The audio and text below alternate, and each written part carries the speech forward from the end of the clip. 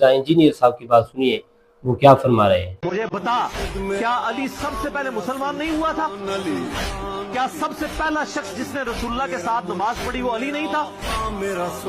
क्या दुनिया से सबसे ज्यादा बेरगबती रखने वाला शख्स अली नहीं था? क्या सबसे बढ़कर इल्म रखने वाला शख्स अली नहीं था?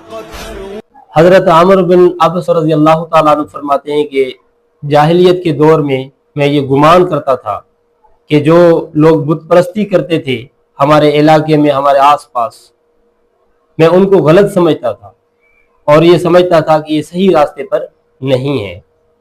लेकिन मुझे पता चला कि मक्के में एक आदमी है जो खबरें देता है। मैं उसी के लिए रवाना हुआ। जब मक्के पहुंचा तो आप तक पहुंचने के लिए मुझे दुश्वारी हुई।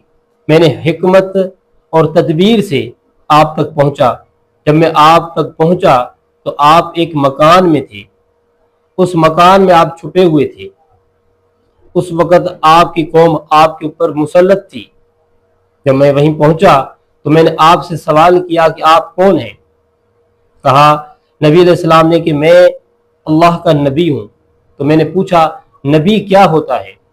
तो नबी सल्लल्लाहु अलैहि वसल्लम फरमाया नबी उसको कहते हैं जो अल्लाह की तरफ से पैगाम लेकर भेजा गया हो। तो मैंने कहा कि आपको क्या पैगाम देकर भेजा गया है?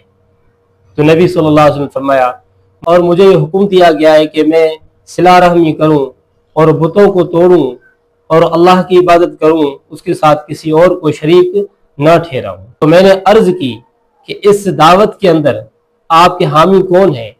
तो नबी सल्लल्लाहु अलैहि वसल्लम फरमाया इस दावत के अंदर मेरे हामी दो हैं, एक आज़ाद है और एक गुलाम है। हजरत अम्र बिन अब्स रज़ी अल्लाह ताला अन्हु फरमाते हैं उस वक़्त आपके पास हजरत अबू बकर रज़ी अल्लाह ताला अन्हु और हजरत बिलाल रज़ी अल्लाह ताला अन्हु मौजूद थे जो आपके ऊपर ईमान ले आए थे। तो मैंने नबी सल्लल्लाहु अलैहि वसल्लम से कहा मैं आपकी इत्तबा करना चाहता हूँ। तो नबी सल्लल्लाहु अलैहि वसल्लम फरमाया कि आपसे ये नहीं हो सकेगा। आप देख रहे हैं कि मेरी कौम मेरे साथ क्या कर रही है। आप यहाँ से चले जाएं। जब आप देखो कि मैं गालिब हो गया हूँ और जाहिर हो गया हूँ तो वहीं पर चले